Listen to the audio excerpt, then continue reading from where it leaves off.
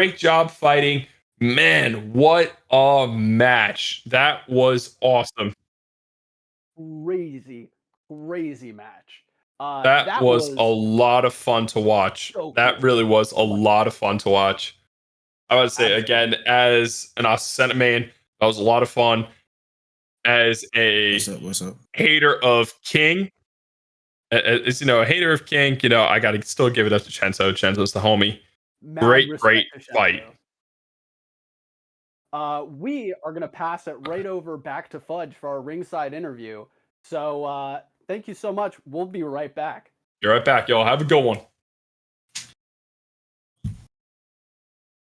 Oh man, we are here with Precious. Precious, man, what happened? What made it so difficult? What was Chenzo doing that was preventing you from, getting off? Man, Chenzo's a great player. He was playing his mix-ups well. The grabs throwing them out of nowhere. Very unpredictable.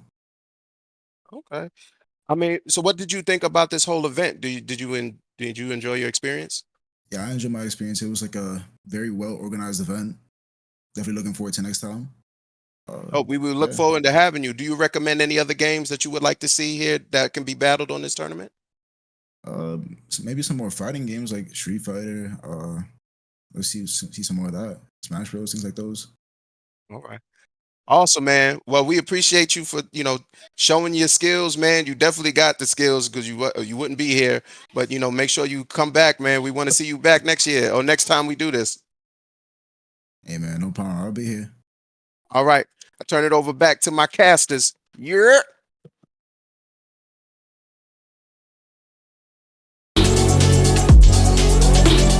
First off, everybody has a fight. No matter what your fight is, our goal is to empower that fighting spirit in you. For some people post-COVID, it may just reacclimating. For others, it may be coming in with their families. This is the one place, when you think of UFC, think of the Ultimate Family Center. We literally have everything from youth programming all the way up to senior programming. It's the best place in the industry to come in and get your goals.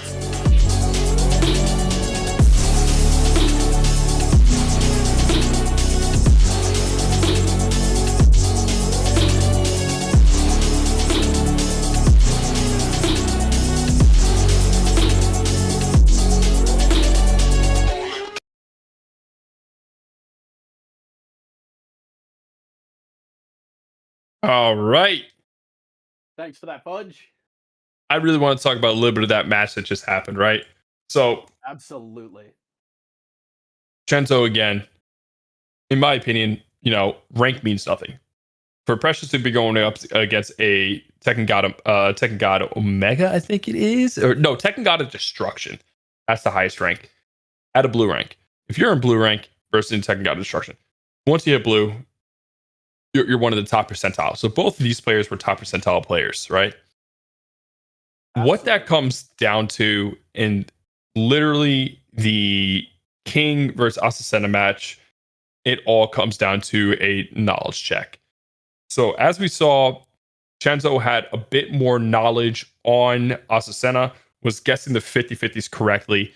Precious, though, one thing that was honestly, I want to say his Achilles heel was his giant swing. Was this getting caught by the giant swing? Was not teching with the one break, and then after he was caught with giant swing, was not teching the throw, and that is what cost him Massive damage from that. like, Massive damage. at least 40% of his health that he could have canceled out down to like 30% if he just teched the ground break. Like the moment he lands, if you're matched in 3+4 or 3+4, you should have been like, you can mitigate that damage. If you're up against the wall, there's nothing you can do. You just get that full wall splat, and it just hurts. You just break your spine. You got to go see a doctor after that one. But if you study some parkour, you can be like, all right, I'm in the air. Let me study some parkour, tech the throw, and right before I'm a land, trigonometry in your head real quick. Exactly. Let me do that trig, that geometry, and roll over my shoulder.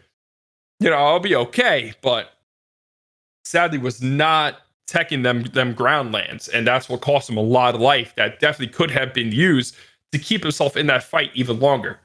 Absolutely. And what we need to remember about rank here is we are talking about upper percentiles of ranks here. The skill gap between these ranks can be large, but it can also be, in perspective, almost negligible. Just because you have one competitor that's a higher rank than the other does not guarantee a win by any means, especially at this skill tier. I think it comes down to not just character you pick, but also your knowledge with that character, how much you've played with them, and how much you've played in the matchup, especially. That is one of the things I love about Tekken. You have your quote unquote tier list, but like anything, you could win with any single character despite the tier list, right? We've You could be seen playing the highest pandas tier. win competitive. Exactly. We've seen a panda win a Tekken World Tour, right? It Yep.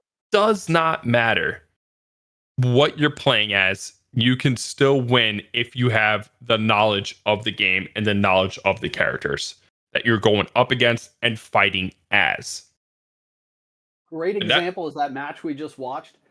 King knew to keep that pressure. And not only keep the pressure, but keep mixing stuff up. Go for those lows. Go for the mids. Keep them guessing. Because Oh, yeah. especially against an Azula, you need to keep them on their toes. Yeah. So 100%, like, same thing. He was doing a great job. He was doing really, really good guessing them 50-50 swings in Liberator stance, when Precious was in Liberator stance. At the same time, he knew to keep the pressure up, and he found Precious' Achilles heel that Precious was not pressing the right buttons to break throw. So he saw that didn't break a giant swing. Let me go for giant swing again. It's the same rhetoric in fighting games. If it ain't broke, don't fix it. Fix it. Exactly. Absolutely. So if giant swing was working, man, I'm gonna keep going for giant swing until it don't work, which Yep. he kept abusing. It did not work, so he kept using it, and he got mileage from it. 100%. If you found something that works against an opponent, don't be afraid to abuse it. It's in the game.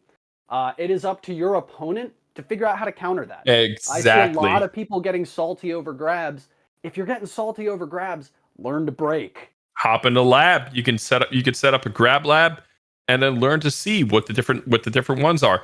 Now, when it comes The to important King, though, yes. That can be a little harder. Yeah, you might be safer just mashing. Yep. But all in all, a King is going to throw a giant swing on you. So just press that one. I think this guy talks a lot, and it's about time for him to learn some respect. Have you ever wondered why humans have rivals? Did society make it this way? Or is it in our DNA? One thing's for certain. We want answers. Questions must be answered. Who has the courage to put it all on the line? Who has the discipline to keep going when it gets tough? Who has put in the work to call themselves better than the opposition?